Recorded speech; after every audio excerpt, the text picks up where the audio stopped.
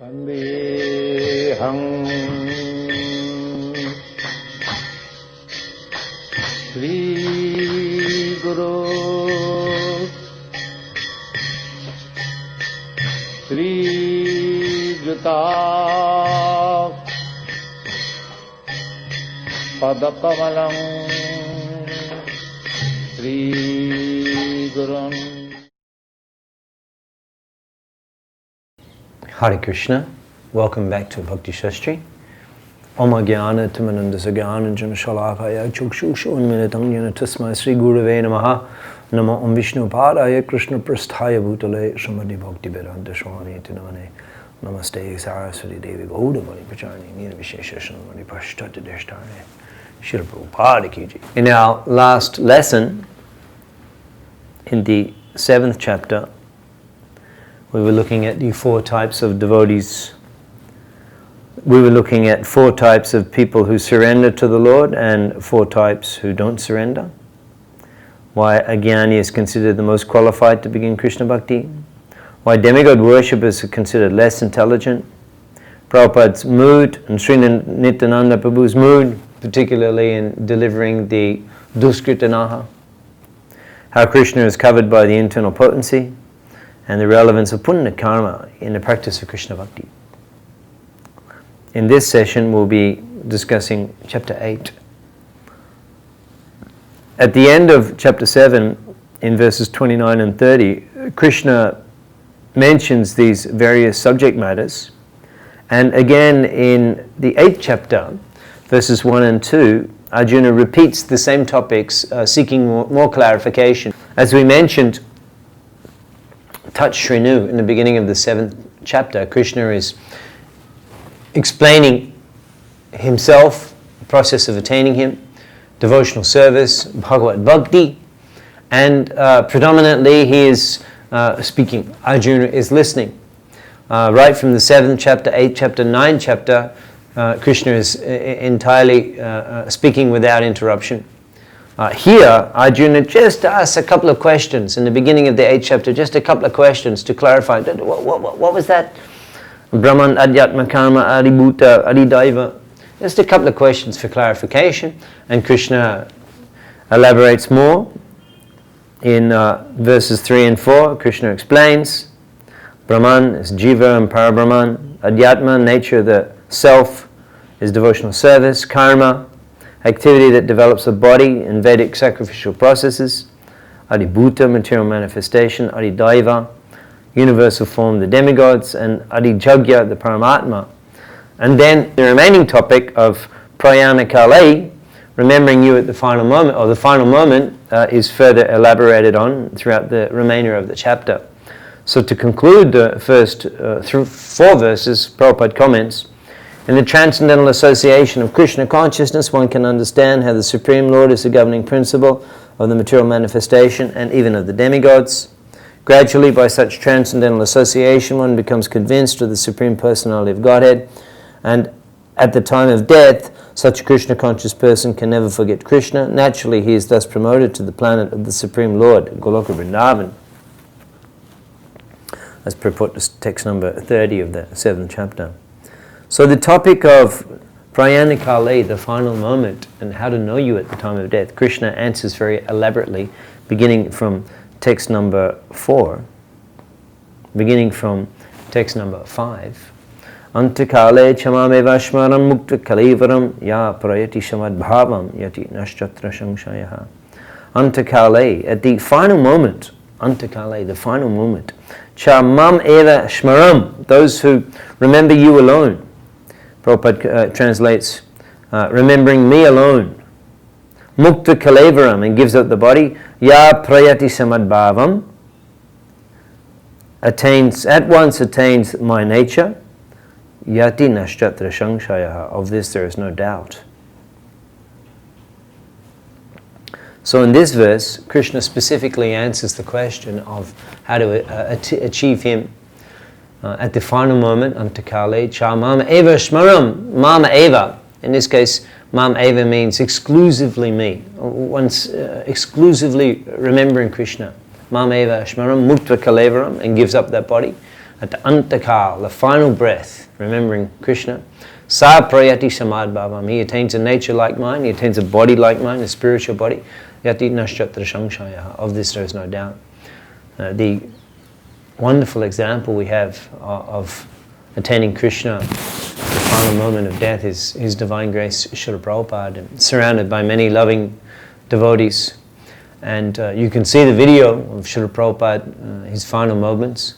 And many devotees testified that with his last breath, Prabhupada, of course, it was extremely emaciated and weak in condition, and counting breaths. And then the final breath, clearly it could be heard, Prabhupada said, Hare Krishna, and left his body.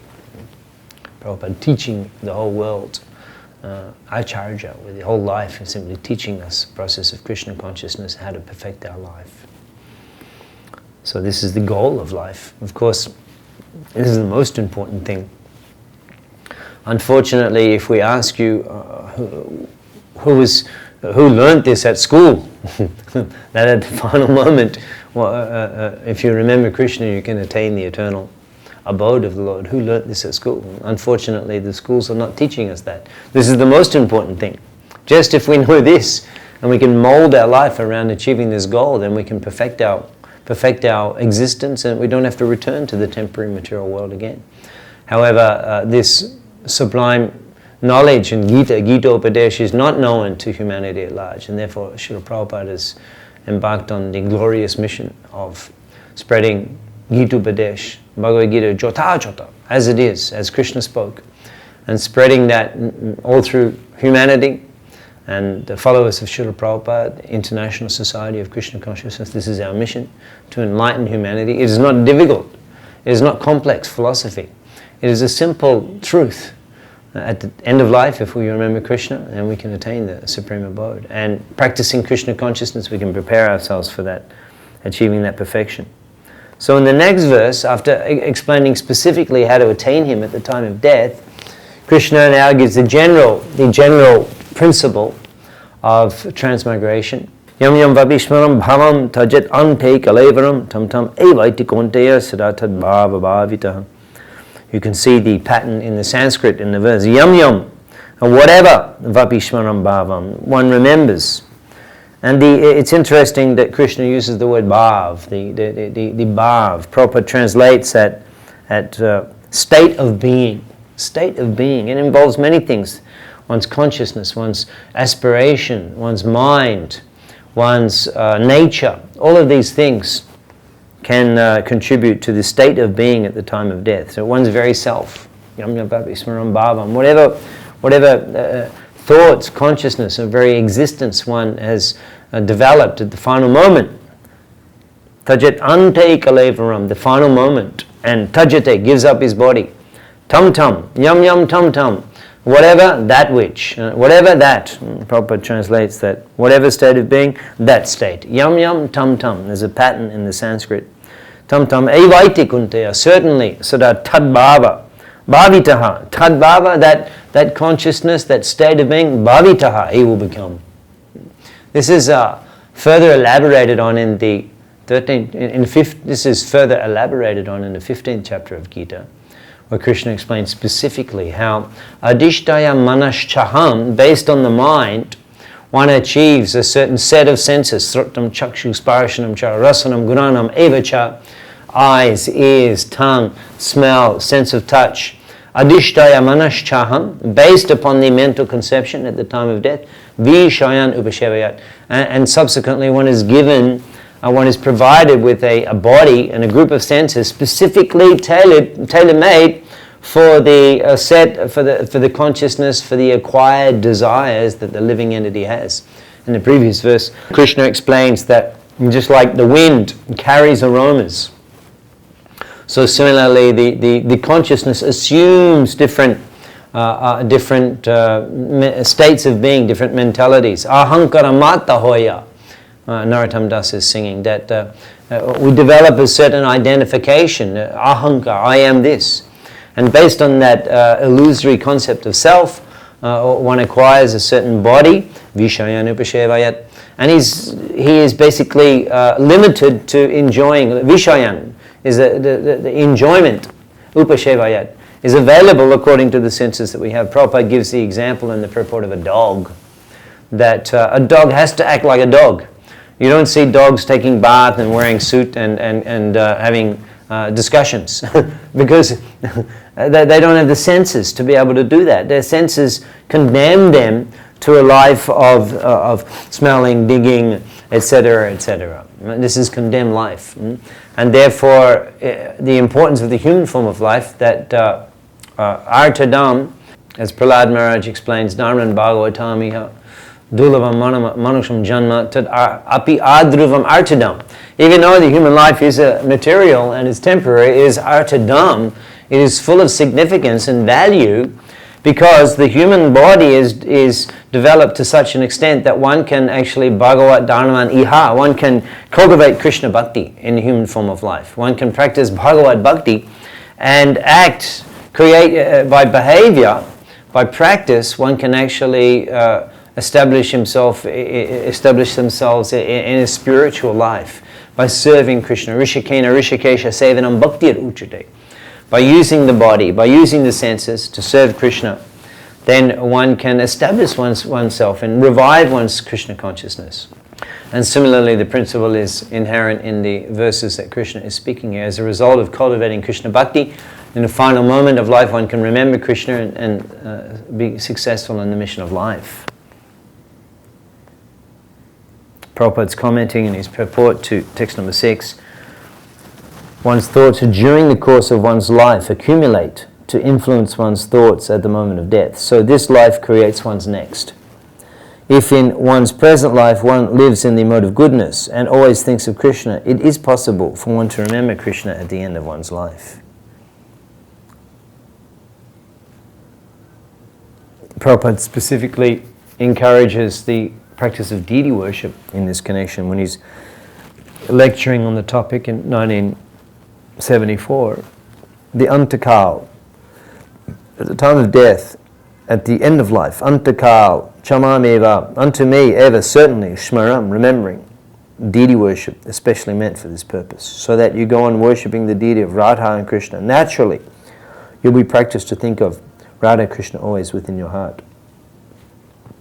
The activities recommended by Sri Chaitanya Mahaprabhu to Shri Sanatana Goswami, Choishati Sadhananga, 64 items of sadhana bhakti, and specifically the 5 items which are specifically, the 5 items which are particularly recommended by Chaitanya Mahaprabhu include deity worship, sadhu sanganam, kirtan, bhagavat sravan, maturavas sri murtira shraddhaya sevan. Shakal Shadana Shrestha, of all the different items of sadhana bhakti, Pach Anga, these 5 items are particularly recommended and important and stressed by Chaitanya Mahaprabhu, because Pache Alpashanga, even a little of these 5, or even only one of these 5, Pache Alpashanga, with a little association with any of these 5 items, Krishna Prema Janmaya, can awaken one's love of Godhead. And the deity worship, we see many examples. In Sri Mayapur, we are fortunate to have 2 exalted souls, liberated souls, Pankajangari Prabhu Janini Vasdas Brahmachari, who've given their life, majority of their life. Now they're in their 70s. They've been worshipping Sri Sri Radha Madhav, Ashtashaki, in Mayapur for close to 45 years. And the Archana Siddhi, the awakening of pure love of Godhead, love for the deity, love for Krishna as a result of worship of the deity. So they're very ideal examples. And similarly, at home, Grihastha, devotees, by regular worship of the deities can develop great attachment. Often devotees share that they dream about their deities, because the practical action, the practical behavior, the practices of worshipping the deity, making offering, making arati, dressing, doing the archana. These activities, they have a great impression on the mind, on the subtle body, and that carries, that remains with the devotee throughout the day. So by regular deity worship, one can very easily remember the Supreme Lord. I was fortunate in my years of training in Krishna consciousness in Melbourne Mahaprabhu Mandir to be able to regularly worship the deities of Sri Gaur Nitai in the morning before we would go on Sankirtan. One time His Holiness Tamal Krishna Goswami commented when he was giving class in Melbourne Mahaprabhu Mandir that as he looked and glanced at Sri Gaur Nitai, he commented, definitely the most merciful Gaur Nitai deities in ISKCON. Actually, they were the largest Gaur Nitai, Ashtadhatu, 8 auspicious metals. They were the largest Gaur Nitai deities in ISKCON prior to the installation of the Sri Panchatattva in Mayapur, very special deities. And along with another brahmachari, in the morning we would go in after Mangaladi and we would bathe Sri Gaur Nitai and polish them. Then we used a mixture of lemon juice and tilak, and we would polish the bodies of the Lord, and they would shine. After polishing, they would shine brilliantly, and we would also put the tilak and Thai kopin, and then Matajis would come, and then they would beautifully dress Gaur Nitai. So after that little seva of worshipping Gaur Nitai in the morning, I would go on Sankirtan. And during the day on Sankirtan, practically speaking, because of polishing the body of the Lord, a little bit of the oil and the tilak would the fragrance would create a fragrance mixed with a slight chemical oxidization. It's like oxidization. It's a slight. It would the fragrance. And the substance would remain on my hands, and throughout the day, I would just smell and be able to remember Gaur Nitai. And in this way, the deity worship, because it involves so many of your senses, literally. Like for example, you can see the worship of Sri Jagannath. In Jagannath Puri, there is a Pandu Vijay, when the pujaris are carrying Lord Jagannath, 10, 15 men, huge, strongly built fellows. And literally they're rubbing so closely up to Lord Jagannath and associating with him. This is the facility that deity worship provides. Also an experience comes to mind. We were in Narshindi, ISKCON Narshindi in Purva Bengal, Bangladesh. Recently we were celebrating Snan Jatra there. And that also is a very Anandamoy Utsav, full of joy. And we would bathe Lord Jagannath, but devotees, we were all completely drenched. Similarly, in our Sridham Mayapur, we have Snan Jatra at Rajapur. And also in Mayapur, we have 2 Snan Yatras. In the morning, a Rajapur, and in the afternoon, our land department devotees organize a very wonderful Snan Yatra festival on the bank of Ganga. And in that festival, the devotees, we can actually, because we're right on bank of Ganga, so the large pots are there, and devotees can go to Ganga, fill the pot take bath, fill the pot with water, and then come join the queue, not a very long queue, a few devotees, and then pour that Ganga Jal directly on Lord Jagannath. So as well, of course, that is the hot season in Bengal, so it's a very ecstatic festival and a very wonderful time. And bathing Lord Jagannath, similarly the one's clothes are drenched. After that festival, your clothes are drenched, dripping wet in the Charanamrit. This is deity worship. One can literally, with his senses, can associate with the Lord, can experience the Lord in his vapu and associate. And that's very powerful, has a wonderful, deep impression on the mind, either worshipping small deities or worshipping large deities. Prabhupada emphasized, he encouraged so much. Even though Nam Sankirtan is the Jugadharma, Jagya Sankirtana Praya Yajanti Hi. I'm worshipped, Yajanti Hi, Shumedasaha, by intelligent people in the Kali Yuga by performance of Sankirtan. However, Prabhupada was so enthusiastic to open temples, large temples, Radha Krishna temples, all over the world, because he understood how necessary the worship of the deity is for purifying the mind, for purifying the body. In the next verse, Krishna takes a very practical approach that Mama Anushmana Yudhyacha, not simply that we are sitting doing nothing and just trying to remember Krishna all day, but Mama Anushmara, remember Krishna Yudhya, and engage in one's prescribed activities. In this case, particularly for Arjuna, Yudhya means fight. Tasmat sarveshu kaleshu Mama Anushmara Yudhyacha maya repita mano buddhir mami vaishashya shangshayaha. Sarveshu kaleshu, constantly, at all times. Mama nushmara, remember me, yudhya cha, and, Prabhupada comments, at the same time carry out your prescribed duty, in this case, in Arjuna's case, of fighting. Mayarpita mano bhutir, with your activities dedicated to me, your mind and intelligence fixed on me, mame vaishashi ashangshayaha, you will attain me without doubt. Prabhupada's commenting, Arjuna is fighting. That is also Krishna consciousness. Mam anushmana yudhya cha. Krishna says, you chant, you remember me. At the same time, fight. He never said simply fight. He never said simply chant. Because in the material world, that is not possible. Therefore, chanting must be there, but at the same time, you have to work on how to continue this movement.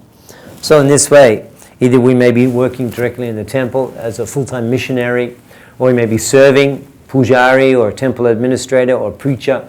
And in this way, we carry on with our prescribed duty, and we remember Krishna. For those who are engaged full-time in the missionary life, it is easier to remember Krishna because the activities are connected to Krishna in a direct way. Not necessarily everyone has the opportunity to be engaged in the missionary at work. Therefore, those who are in congregation, it may be going to office, maybe going to the business, etc., or household duties at home. So these duties are also the dharmic activity of the grihastha. One has to perform his occupation. And that can be done in such a way that he remembers Krishna whilst he's performing these activities. I remember years ago we were collecting funds for the temples, and also we were doing businesses. And I would constantly, this is in the years, the yuga before digital recordings and smartphones, etc. And I would have slokas. I would have slokas written down that I would be studying, and I would have them in my pocket. And at any moment, when I had time, either waiting in a line or waiting to see somebody, or we often were traveling and we were in long immigration queues, I would learn many slokas just waiting in immigration queues, just standing and reading the sloka. And in this way, one is thinking of Krishna throughout the day. One can now very comfortably, one can constantly be hearing about Krishna if one's work enables ones to enables ones to be able to hear at the same time. He can hear and do his work, or on occasion he can hear during the lunch break or traveling to and from work. And this way one has to become a little enthusiastic to be able to develop ways to be able to remember Krishna during the day, and in that way he can progress in his Krishna consciousness. This is the practice. One has to practice remembering Krishna. Abhyasha yoga juktena chetasa na annagamena paramam purusham divyam jati parta anuchintayam. Abhyasa yoga juktena. One has to remain connected. One has to practice. Abhyas means practice. Abhyas means also habits. Abhyasa yoga jukta. The abhyas yoga, the yoga of practically connecting oneself to the Supreme. One has to remain connected in that way. Abhyasa yoga juktena. Prabhupada translates. He who meditates on me as the Supreme Personality of Godhead, his mind constantly engaged in remembering me. That has to be done by effort, by practice. In the sadhana practice, abhyas yoga also means sadhana.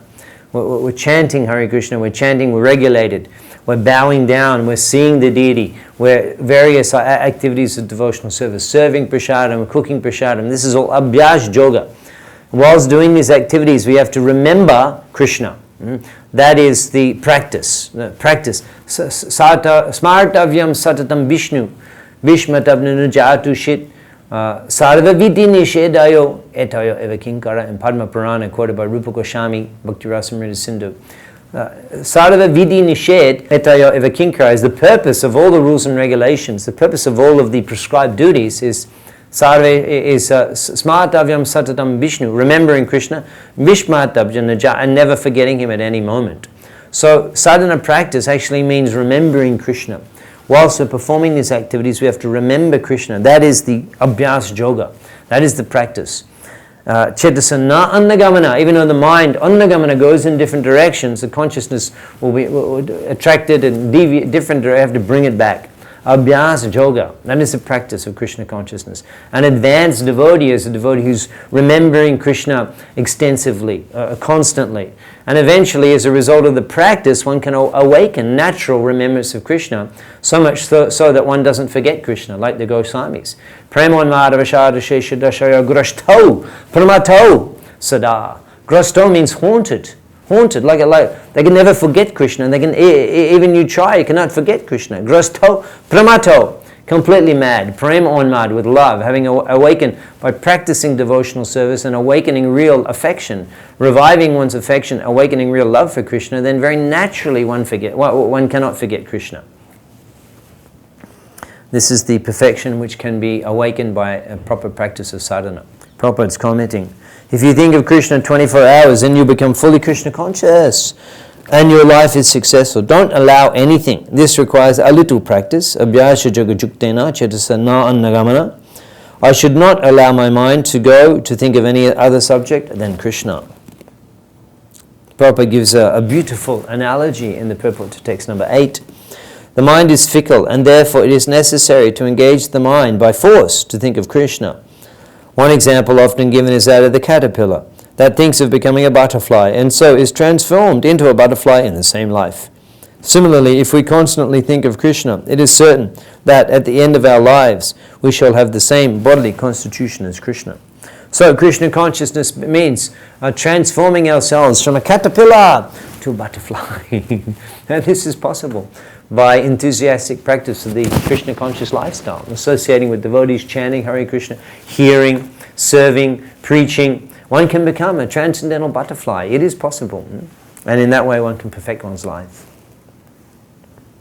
Let's have a look at an overview of the 8th chapter of Bhagavad Gita. See what's going on. Akshara Brahma Yoga, attaining the Supreme. Krishna answers Arjuna's, of the 8 topics, 7 are mentioned and discussed in the first 4 verses.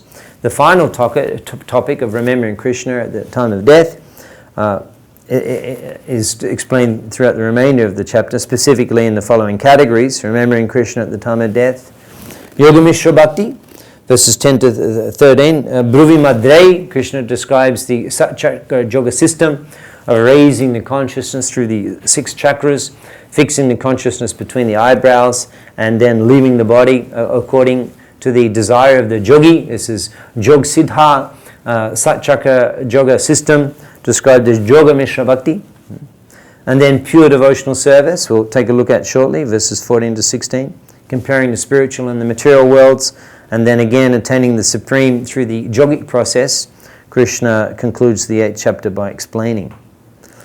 So the topic of Ananda Bhakti is introduced in this section of Bhagavad Gita, and you can see the term Ananda meaning pure devotional service or unmixed, unalloyed, pure devotional service, Ananda without any mix.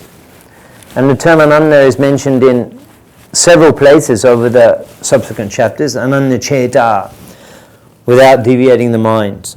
Bhakta Tvanannaya, unalloyed devotion. Bhajanti Ananda Manasa, fully engaged in devotional service. Anandaschintayandamam, exclusive devotion.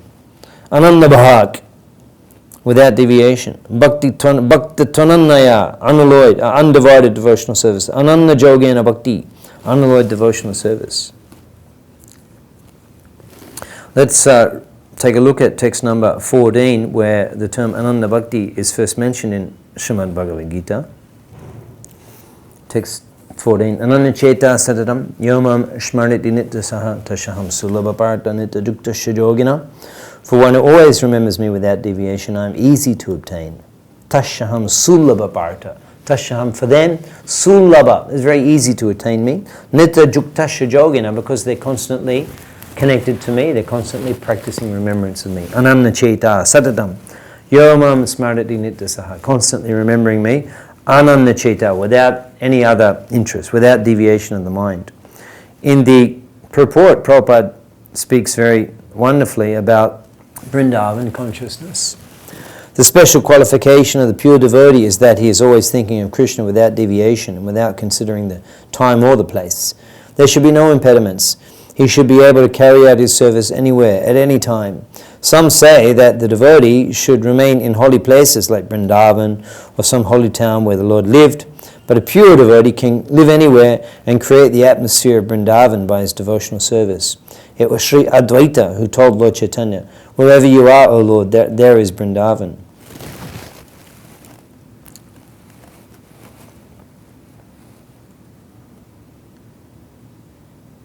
Prabhupada's commenting whilst lecturing on this section of verses in 1966, as having just arrived in the West and in New York. You can imagine Prabhupada's early experience of being in America would have been, to say that, culture shock to say the least, completely. In New York in 1966, so completely different from Prabhupada's lifestyle in India.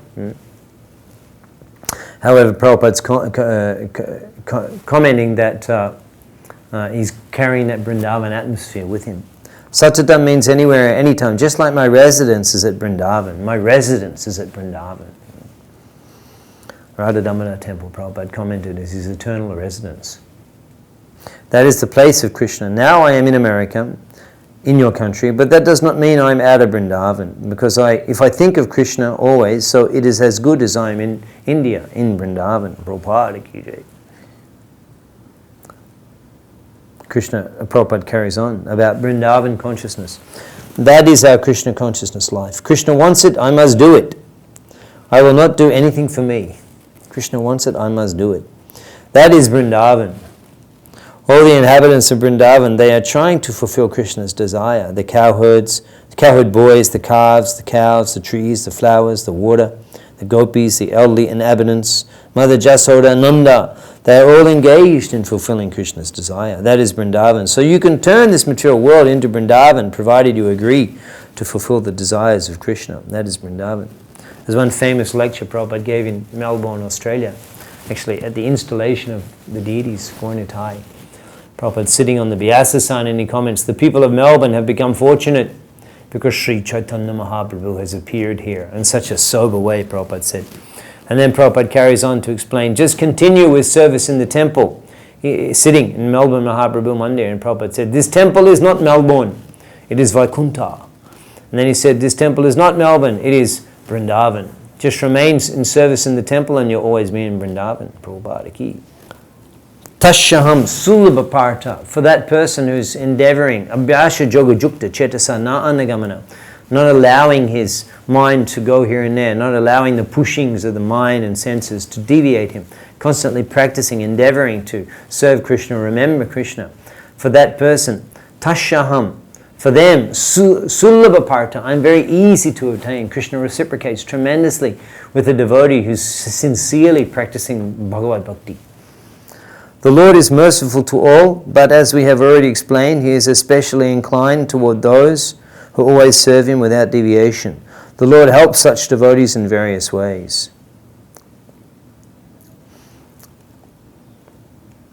The next few verses, 15, 16, begin to give a comparison. Krishna is giving a comparison now of the spiritual world and the material world. Brahma bhuvana loka puna avartino juna. So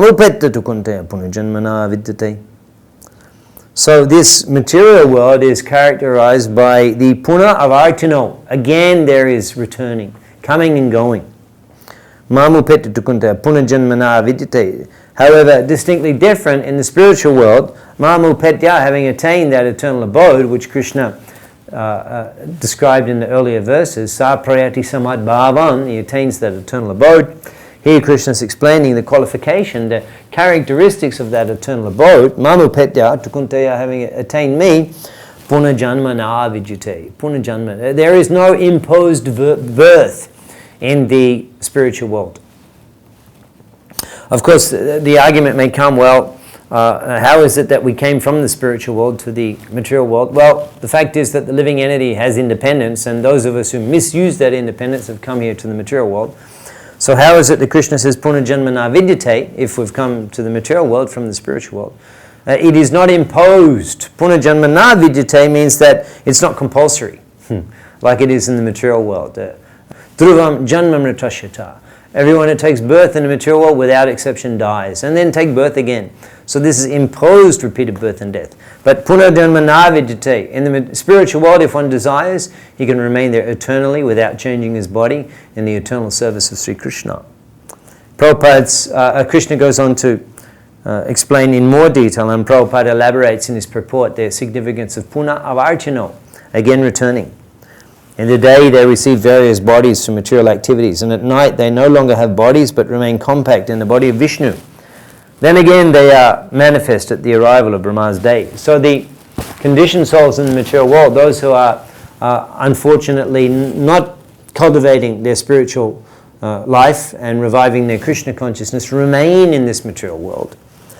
The various manifestations, there is Mahakalpa, that is a creation in the material world. There is Vikalpa, that is a creation in the life of Brahma. And there is the Kalpa, that is creation each day of Lord Brahma. So after each of these Kalpas, there is annihilation.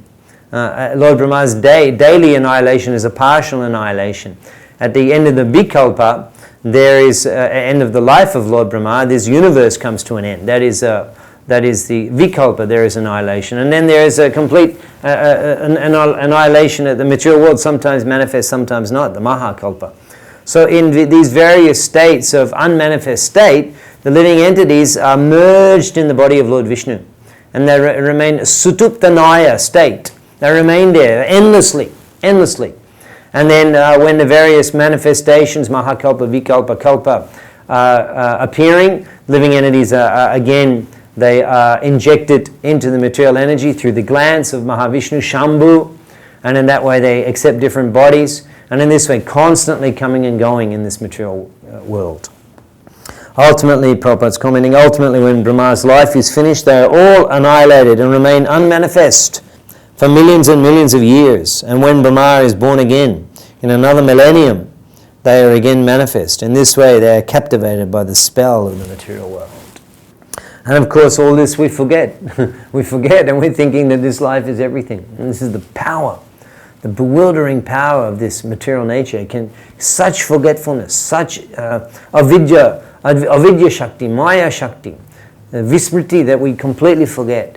And we think that this is everything, this life is everything. And the spell, mama maya duratyaya, the potency of this material nature, material energy. Therefore, mameviya prapadyante, the only hope is to take shelter of the Supreme Personality of Godhead in order to get relief from this illusion.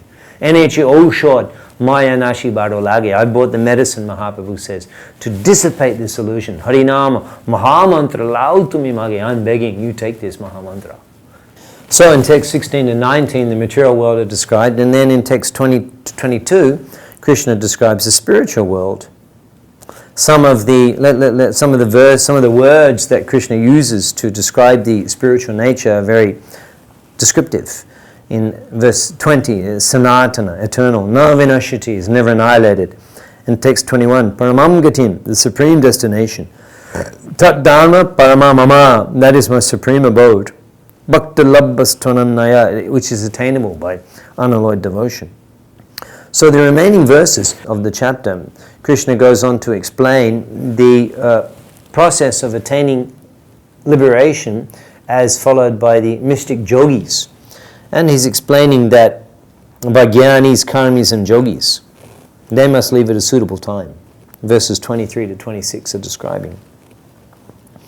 If the yogi is able to, this is the process of the Shat Chakra yoga system, that by raising the awareness, generally, one time one yogi teacher was explaining to me how the advantage of the human form of life as compared to the animal species. The chakras are there in the animal species, but because of the nature of the body, they're unable to practice any method of evolving through the various chakras. But in the human body, the chakras are all in a line, one above each other. And by the practice of meditation and sense control and Ashtanga Yoga, one can raise the consciousness, which for most conditioned souls, the consciousness is in the lower areas, in the Muladhara chakra, where we're simply interested in eating and sex and evacuating. And these are the consciousnesses generally hovering around that area. One has to raise the consciousness through the various chakras. One is able to do that, to bring the consciousness of Bhruva Madhya, Agya chakra between the eyebrows and then to the top of the head. This takes many, many, many years. Pantashtrikoti Saravat Sarasampragam Yoda Vayodatapi Manaso Muni Pungavanam. The Vayodatapi by pranayam, and by the munis are practicing the Shat Chakra yoga system. But this on this path, Pantashtu koti shatabhatshara. Koti shata means millions, hundreds of millions of years of practice to perfect the Ashtanga Yoga system and bring the consciousness to the top of the head. Very difficult. So the yogi, he's able to do this. He can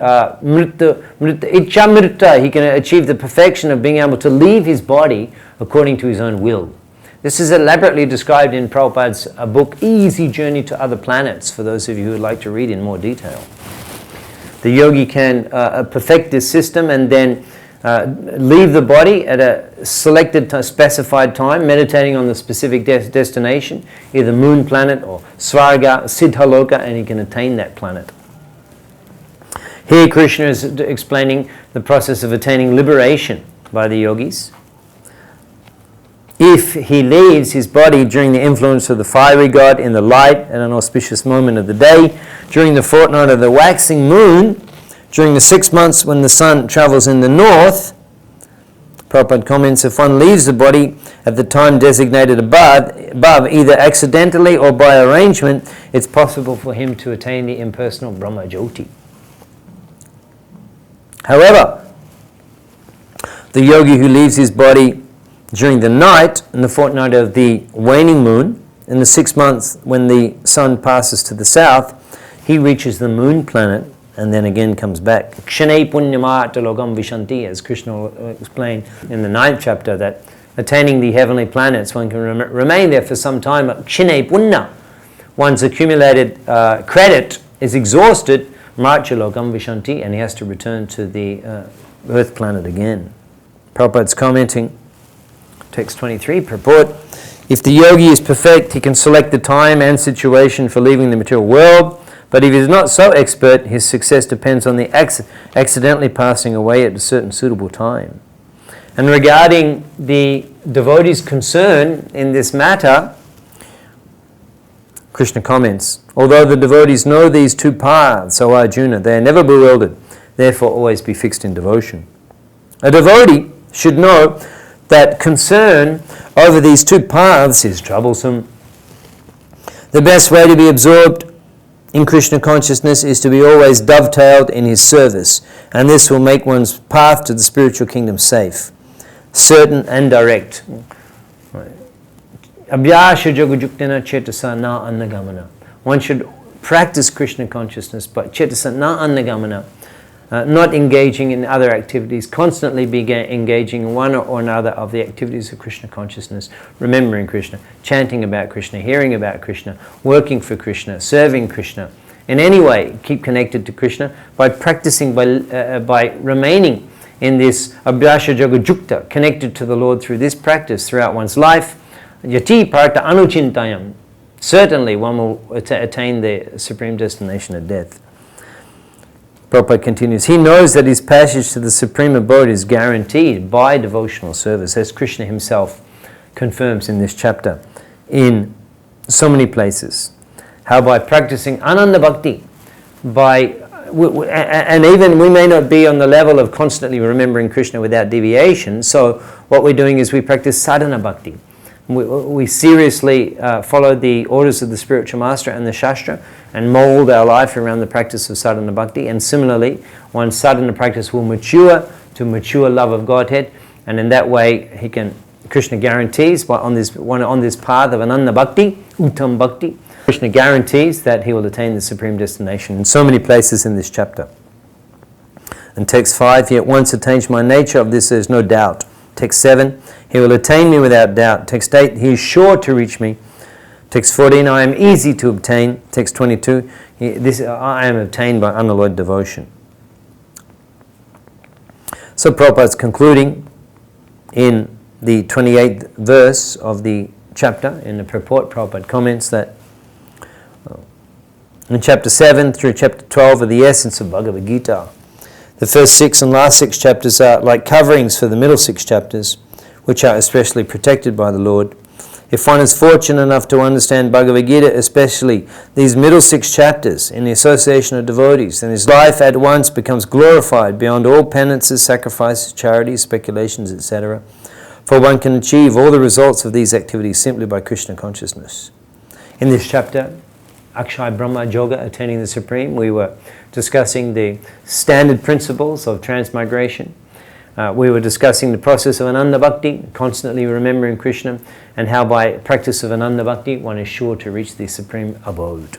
Hare Krishna.